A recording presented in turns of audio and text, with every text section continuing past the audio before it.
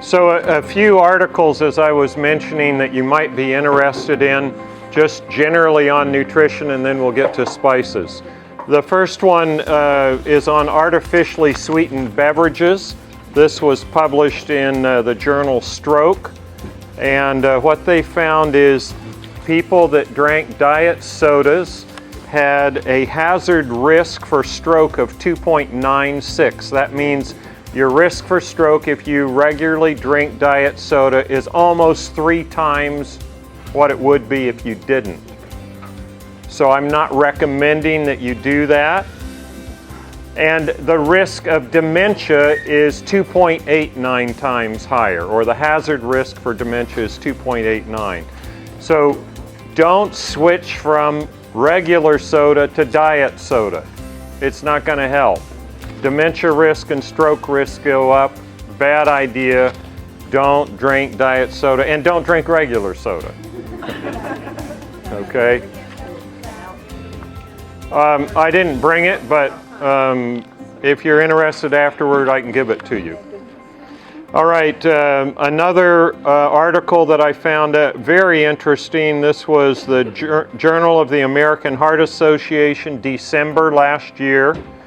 They took 2 groups of people, and they put one group on the American Heart Association recommended diet, and the other group they put on a vegan diet, and they followed them, and then they took them and they switched them. So it's a crossover study, and they found that the high sensitivity C-reactive protein, which is a marker of inflammation, and if it's elevated, you're at much higher risk for heart attack.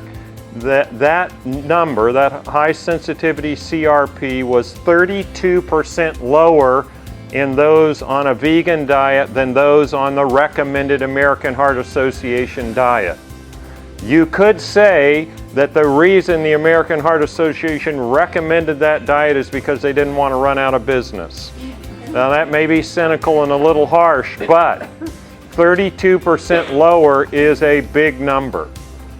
And that was published in the Journal of the American Heart Association. At least they were brave enough to publish a study showing their diet wasn't any good. What year was that? That was December 6, 2018.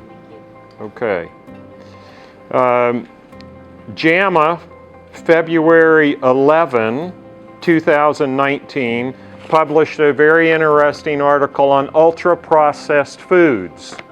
That's like cookies and crackers and things that come in crinkly bags, chips and that sort of thing. That's ultra-processed. For every 10% increase in ultra-processed food intake, the risk of premature mortality goes up 14%. That's huge. For every 10% that you're increasing that stuff in your diet, your risk of premature mortality goes up 14%. That's, you could almost develop a class action suit on that data, yeah. All right, Lancet, January 23, 2019. People that had 25 to 29 grams of fiber in their diet every day compared to those that had lower had a 30% lower risk of all-cause and cardiovascular mortality. So just increasing your fiber drops your to 25 to 29 grams per day, drops your risk of all-cause and cardiovascular mortality by 30%. That's huge. That's every bit as good as a statin will do. And no, you don't have to go to the pharmacy to get it. Another one from JAMA, this is 2018, I believe it was October. Higher intake of organic food associated with lower overall cancer risk. Now, the reason this is important is you may be aware that there are previous studies showing there's not any difference in the nutritive value of the food between organic and non-organic food. But what did they measure? Well, they measured carbohydrate and protein and fats and vitamin C, but they didn't measure the polyphenolic antioxidants, and they didn't take into account the effect of pesticides. This study looked not at the difference between the food, but the difference in the people that ate the food. And those that ate more organic had lower overall risk of cancer. There's an interesting article published in Lancet, and I would encourage all of you to look this up online. It's Lancet, January 16, 2019, this year, and it's called Food in the Anthropocene. That is, food in the age of mankind. The subtitle is Eat, E-A-T, Eat Lancet. And what they were looking at, they got a group of 37 of the top climate and nutritional scientists together. And they said, what is the best diet for humans, health-wise, that we think they may eat, and the best diet for the planet? And it's a fascinating article. I'd encourage you all to read it. Essentially what they said is, in order to stop climate change, and some of you may believe in that, some of you may not, but these scientists do, and they said in order to stop that, we humans need to limit our intake of animal products and maximize our intake of plants for the maximum overall health of humanity and the planet.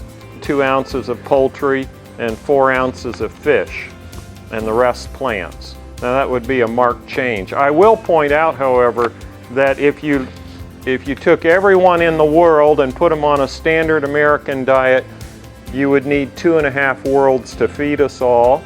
That's from Food Math on the Plantrition Project. You can look that up. Whereas if you took everyone on the planet and you put them on a plant-based diet, you could retire 5 billion acres of land to forests and still feed us all. So I would encourage you to think of what's the best diet ethically. We need to eat simply so that others can simply eat, okay? But that's a fascinating and well worth reading article. The lead author is Walter Willett from Harvard. He's the most published nutrition author in the world, Walter Willett. Then there's more information out on sugar and heart disease. You may recall that last January JAMA had an article on sugar and heart disease, and you've heard about fat, and we talk about that all the time, how important it is to limit saturated fat with heart disease.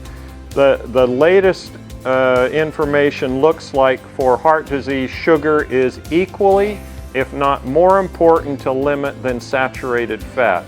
If you're wanting to prevent heart disease and also high blood pressure, sugar is probably more important, or at least as important to limit as salt.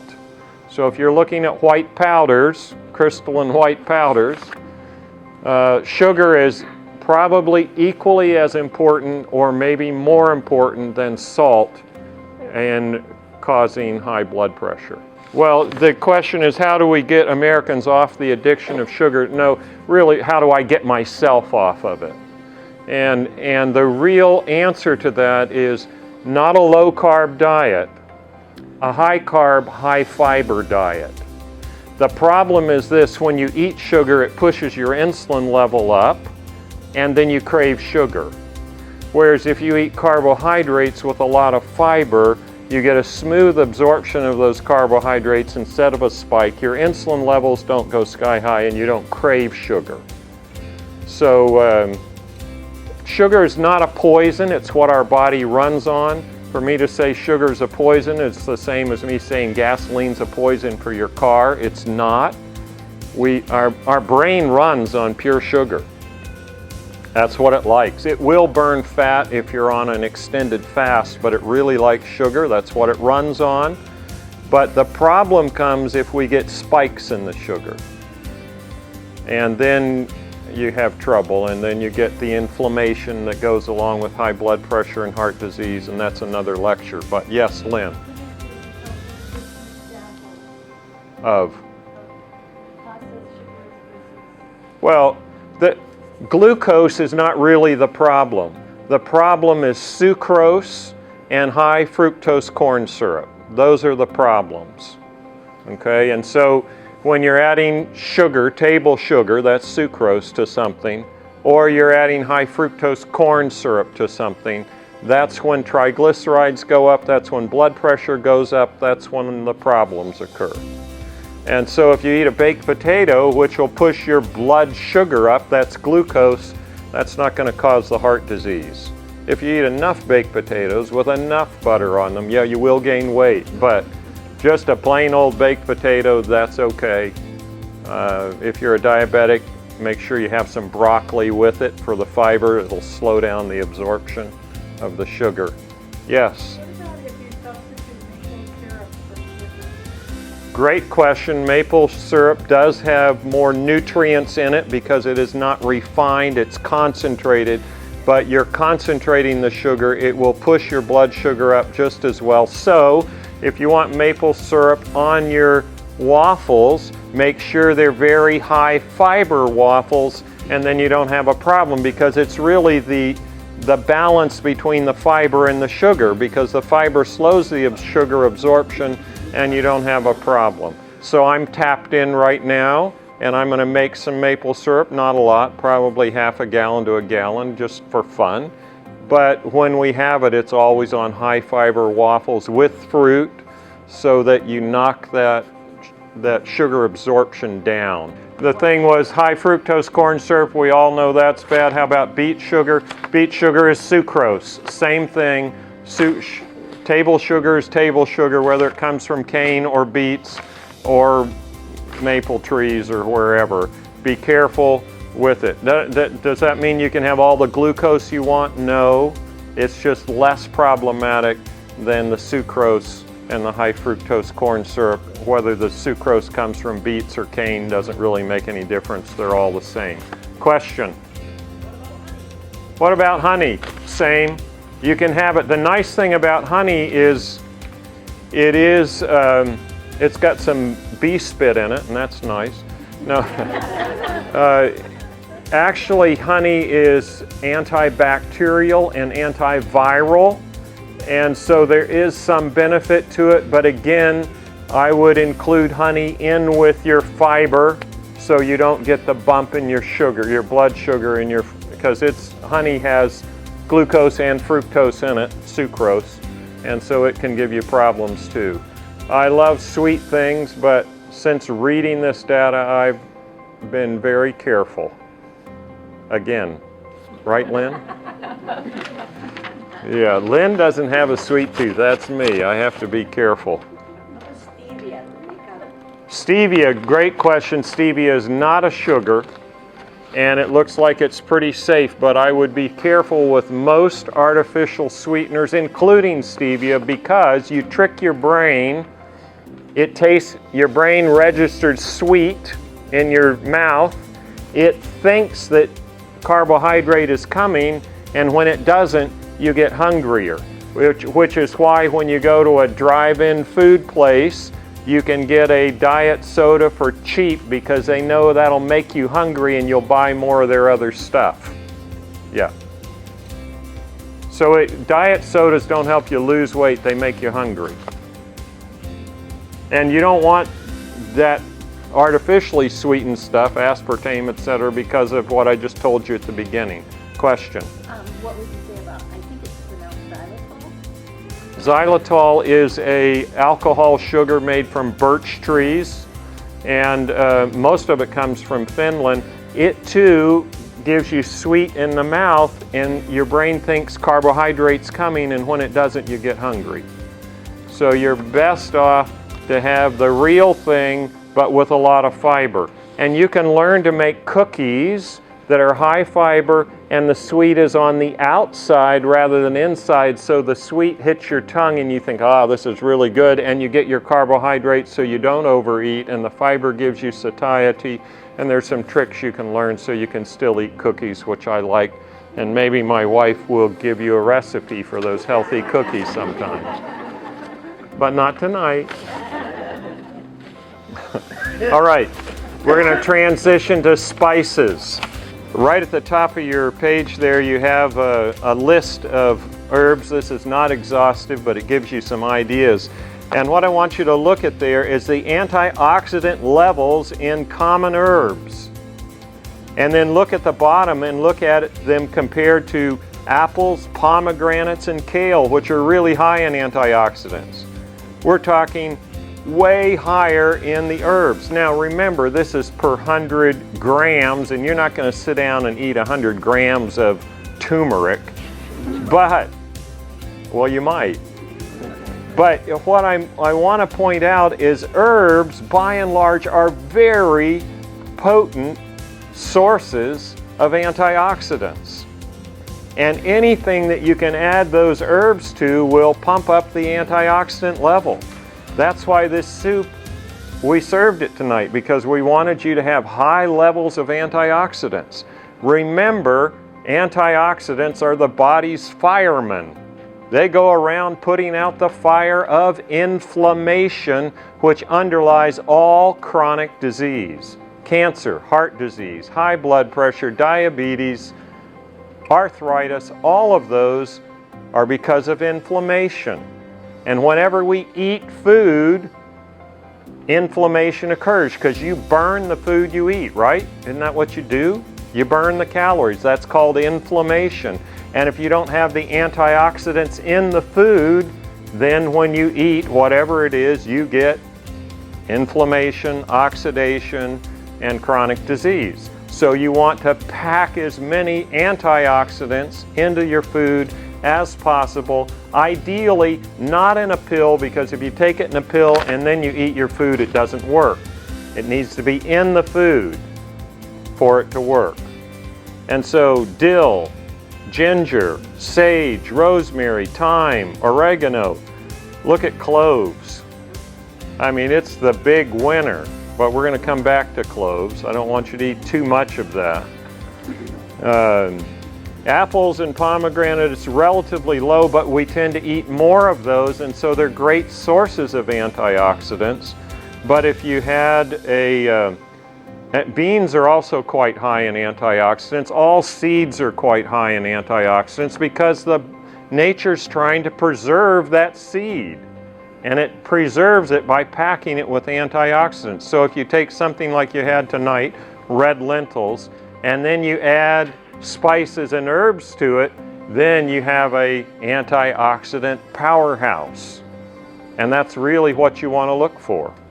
You want to make sure that you have a lot of firemen riding along when you're eating so that your food doesn't burn you. That's the take-home lesson. All right, so I want to look at some spices to treat diabetes. And these are the top ones to treat diabetes. Ceylon or Ceylon, how do you say that? Ceylon cinnamon.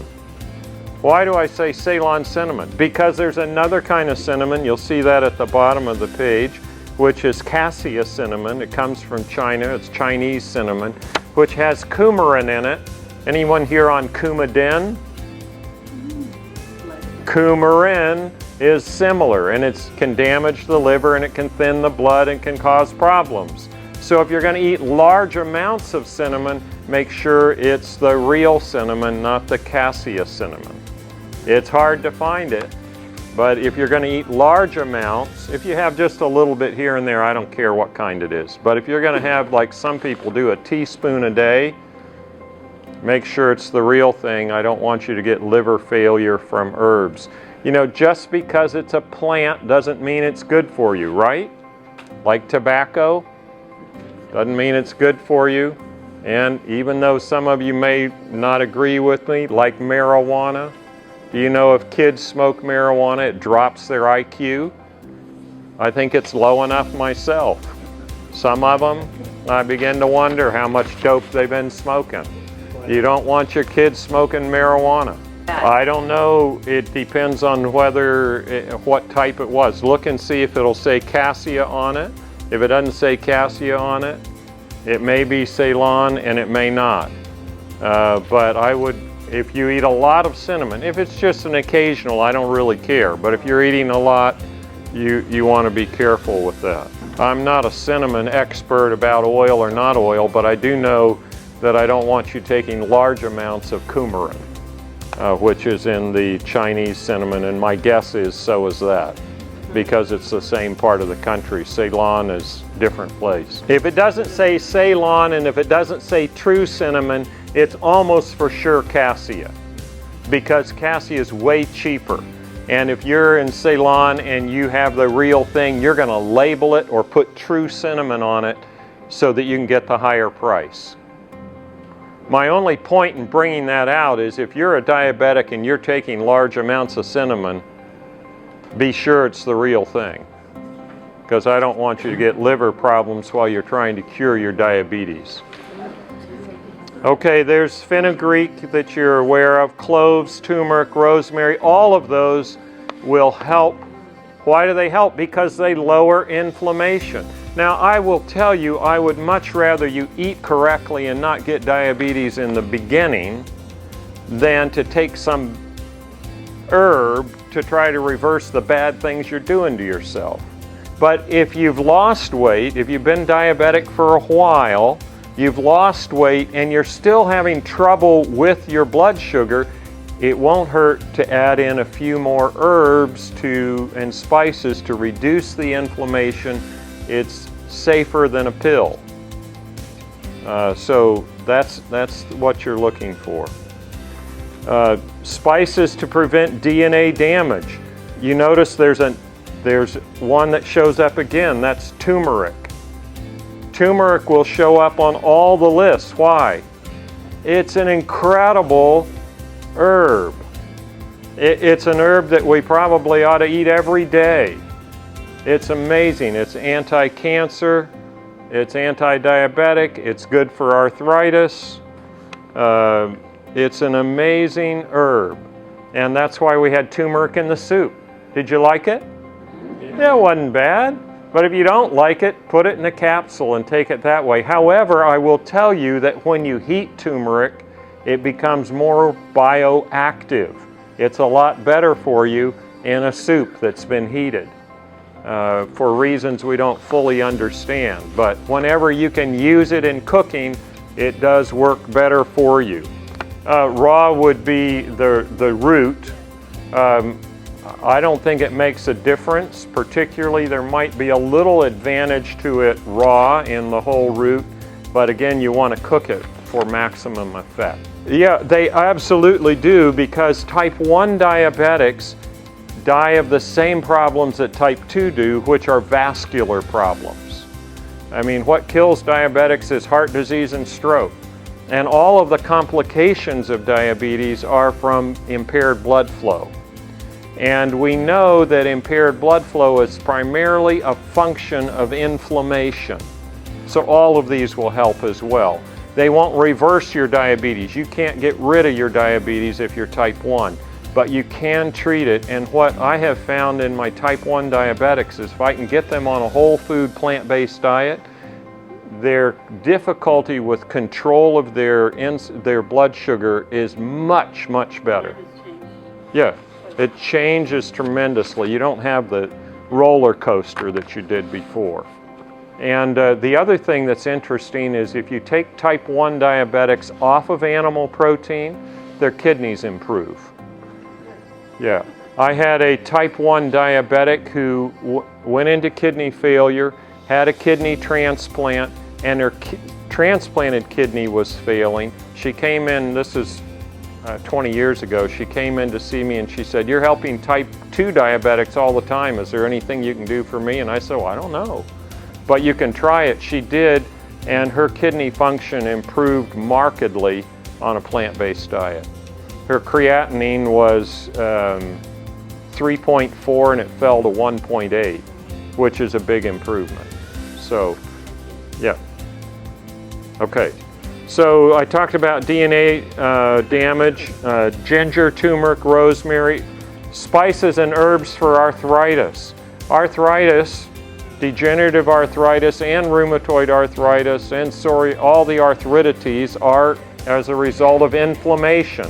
So anything that we can do to downregulate inflammation will help arthritis.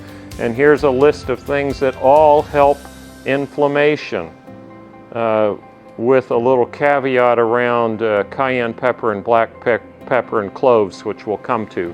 Turmeric, there it is at the top of the list. It's great for arthritis. Cinnamon also, and ginger, and cayenne and black pepper. Garlic is good for arthritis. Garlic's good for a lot of things. One reason is if you eat enough of it, only the people that really love you will come around. It's a great stress reliever. Is that better cooked or uncooked, or does it matter? Well, it depends on what kind of friends you have. If I they, stuff it in and just swallow it. yeah, raw is great. There's no problem with raw. You do get a little more punch as far as the flavor if you eat it raw. When we were in Nepal in 1998, we ate food like this 3 times a day. That's all we had was lentils or beans over rice 3 times a day. And everybody had a little bowl of, or not so little bowl of raw garlic, and everybody put that on. So we all smelled the same and nobody noticed. And garlic is a wonderful food for lots of reasons. It's one of the things, like turmeric, that has been shown to be effective in Petri dish against every cancer it's ever been tried against. It slows the growth of every cancer that it's ever been tested against in vitro or in a Petri dish. You can taste it because, you know, the interesting thing is when you put things on your skin, it's absorbed faster than if you eat it. So be careful what you put on your skin. And the other thing is it gets into the bloodstream without going through the liver first, so it hits you without detoxification. Ladies, beware of what you put on your skin. Don't put anything on your skin that you wouldn't eat. And be careful, gentlemen and ladies, what type of solvents you use. Be careful not to put gasoline. You wouldn't eat that stuff, so don't put it on your hands and other solvents. It's really important because, like garlic, you can taste it after it's been on your skin for a short while. But that's off the topic. Back to arthritis. There's garlic, there's cloves, flax seeds. Flax isn't an herb, but I had to throw it in here. It's omega-3 fatty acid. You get an anti-inflammatory effect from that that's quite potent. You need about 2 tablespoons a day. Flax is an amazing substance. Everyone here, take note, you ought to be eating it every day if you can tolerate it. Why?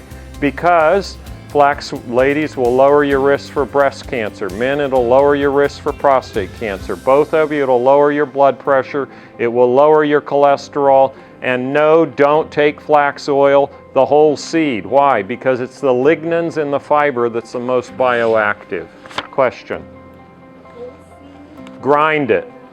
Grind the seed into flax meal.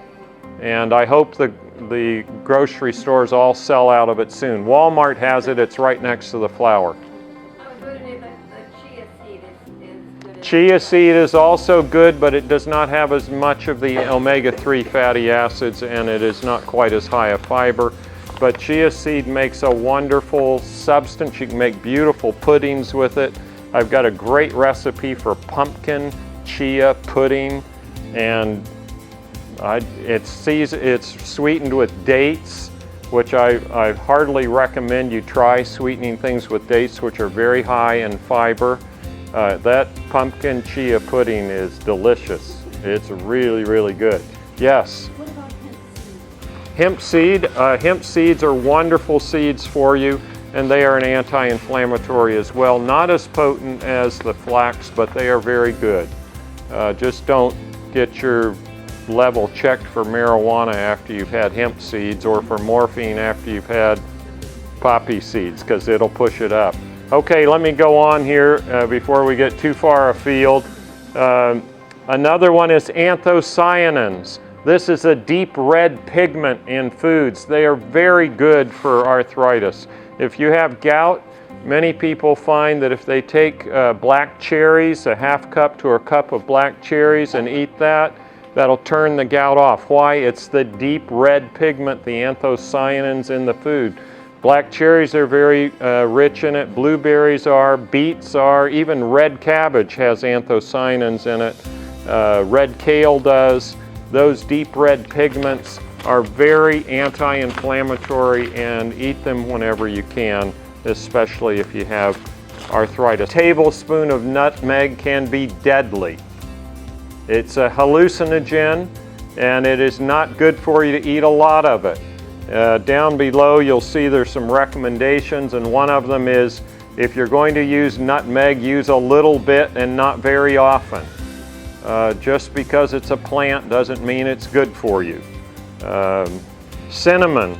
If taking large amounts, as I mentioned, make sure it's Ceylon cinnamon, not cassia. Black or white pepper. Black, white, and white pepper and cayenne pepper are all known GI irritants. And some people that take these get ulcers. Not common. In fact, there's some data that shows they prevent ulcers. It goes both ways in the literature, but beware. If it upsets you, don't take more. I mean, use it thoughtfully, use it judiciously, and don't go overboard. There's some evidence that if you use black pepper and turmeric together, the turmeric is even more potent. Why? Well, you're breaking down the lining of the gut a little bit, allowing for more absorption of the turmeric. But be careful, these things, just because they're a plant doesn't mean they're good for you always. Black pepper contains safrole. That's also found in sassafras. That's why you can't use sassafras in root beer anymore, because it's a known carcinogen. It only has a little bit, but you know, just because it's a little bit doesn't mean it's necessarily safe. And when you're using black pepper, don't inhale it. There have been several reported deaths of people accidentally taking a deep breath when they spilled black pepper, and it actually killing them from inhalation. You can understand that if that hit the lining, the mucous membranes of the lungs, and you had asthma or something, and the airways swelled shut, it could be the end of you. So don't inhale your black pepper, or the cayenne pepper for that matter. And then my recommendations there: use dill, sage, thyme. We could all use more thyme, couldn't we? Basil, oregano, mint, allspice, rosemary, lavender, savory, fennel, and especially ginger, turmeric, garlic, and other in the allium family. That's onions and shallots, and freely. Use those freely. Try to double your intake of those. And use the irritating spices judiciously and thoughtfully. They can cause more harm than good. Avoid nutmeg except in small amounts occasionally. What about mint?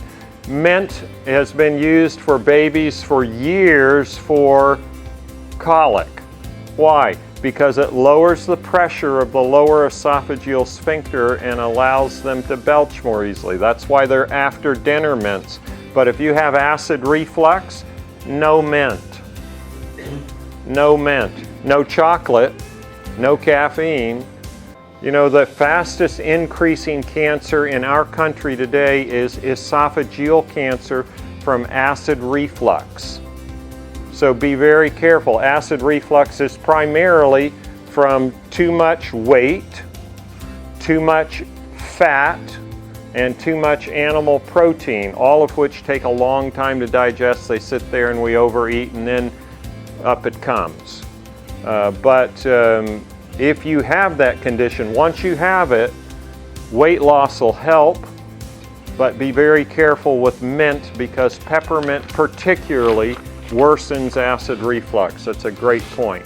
Really ask yourself, is this a little hot? If it's hot in the mouth, guess what it is in the stomach?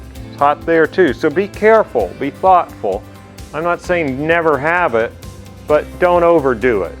Where when you have so many that won't hurt you that you can eat, you can eat unlimited amounts of dill and ginger and sage and rosemary and thyme and oregano and turmeric, all you want.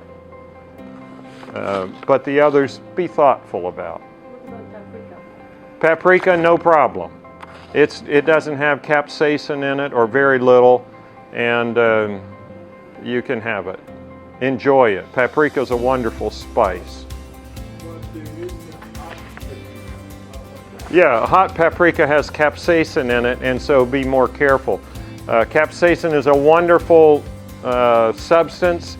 I just put a patient on it today. She has irritable bowel syndrome with constipation. Guess what? That's going to move things along. A little irritation there. We're going to fix this. Yeah. So, but you got to be careful. If you get too much, it not only burns here, it burns down there too. Yeah.